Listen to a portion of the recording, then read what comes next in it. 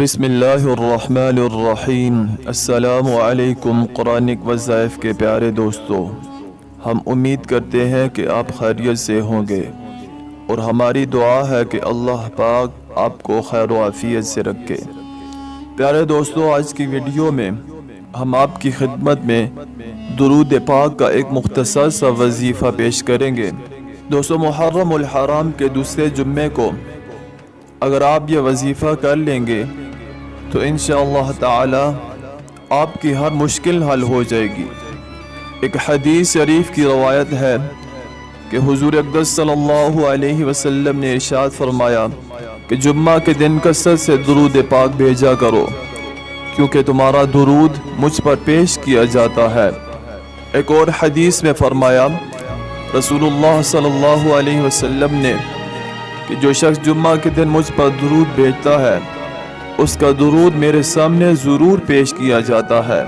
دوستو، درود شریف ایک مقبول ترین اور مفید ترین وظیفہ ہے۔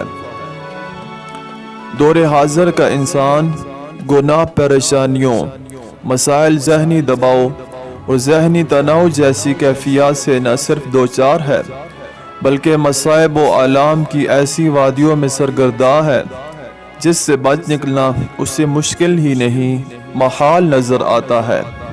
ان ناگفتہ حالات میں جب تک انسان اپنے نفس میں طاقت پاتا ہے حالات سے نبرد آزما ہونے اور ان سے چھٹکارا پانے کی کوشش کرتا ہے، اس صحیح لا حاصل کے بعد بھی جب وہ تھک جاتا ہے تو آخر اسے ایک ہی در دکھائی دیتا ہے جہاں اس کے سارے مسائل کا حل موجود ہوتا ہے۔ وہ در ایک خداوند قدوس کا در ہے اور اس در سے روشناس کرانے والی ذات جناب محمد الرسول اللہ صلی اللہ علیہ وسلم کی ذات مبارکہ ہے۔ چنانچہ اس عظیم ہستی کا اس احسان عظیم کے بدلے میں ہمارے اوپر حق ہے کہ ہم اس ذات مقدسہ پر کثرت سے درود پاک بھیجیں اور ان کے بلندی درجات کے لیے دعائیں کریں۔ پھر اس میں فائدہ بھی انسان کی اپنی ذات ہی کا ہے کہ درود شریف ہموم و غموم اور افکار و وساوس سے نکلنے کا بہترین ذریعہ ہے۔ علماء فرماتے ہیں کہ مناسب ہے کہ درود شریف سے پہلے تھوڑا سا استغفار کر لیا جائے۔ اللہ تعالی ہم سب کو حضور اکرم صلی اللہ علیہ وسلم پر بکثرت درود شریف بھیجنے کی توفیق عطا فرمائے اور اس کی برکات ہم سب کو دنیا و آخرت میں نصیب فرمائے، آمین۔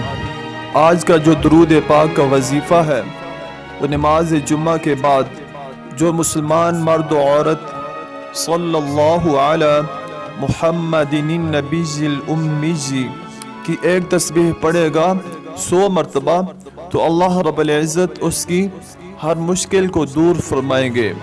اس درود پاک کا ایک اور بڑا فائدہ بھی ہے۔ جو مسلمان مرد و عورت جمعے کی نماز کے بعد 2 رکعت نماز پڑھے اور ہر رکعت میں سورہ فاتحہ کے بعد 35 مرتبہ سورہ اخلاص قل هو اللہ احد پڑھے اور نماز کے بعد 1000 بار مذکورہ بالا درود شریف صلی اللہ علی محمد النبی الامی پڑھ کر دعا کرے تو اگلا جمعہ آنے سے قبل خواب میں حضرت صلی اللہ علیہ وسلم کی زیارت سے مشرف ہوگا اور زیارت کی برکت سے اللہ تعالیٰ اس کے گناہوں کو بخش دیں گے۔ ہم امید کرتے ہیں کہ آپ کو آج کی ویڈیو پسند آئی ہوگی۔ اگلی ویڈیو میں پھر حاضر ہوں گے۔ اپنا خوب ڈھیر سارا خیال رکھیے گا۔ اللہ نگہبان۔ السلام علیکم ورحمۃ اللہ۔